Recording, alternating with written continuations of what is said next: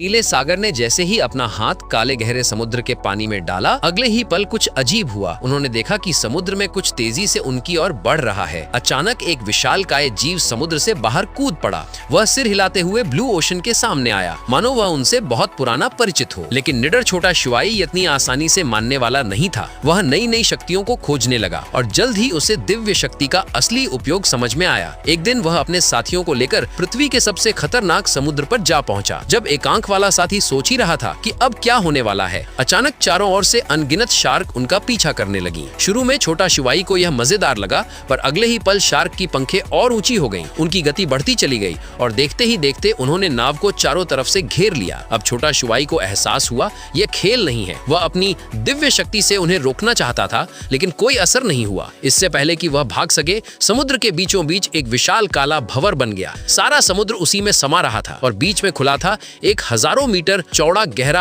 अंधकारमय द्वार। कुछ ही पल में उनकी नाव उस भयानक भंवर में समा गई। सबको लगा अब तो मौत तय है, लेकिन अचानक जोरदार झटके के साथ वे एक दूसरी जगह राक्षस झील में पहुंच गए। आसपास गिरी हुई हवाई जहाजें और मलबा फैला था। तभी उन्हें एहसास हुआ ये वही जगह है जिसे उत्तरी सागर का दानव कैलिब्यूटस कहा जाता है, जो समुद्री राक्षसों का रक्षक है। और इन तीनों के यहाँ पहुँचने की असली वजह थी एक आग उगलने वाला यांत्रिक सांड। कहानी अभी खत्म नहीं हुई है। नेक्स्ट पार्ट के लिए सब्सक्राइब करें।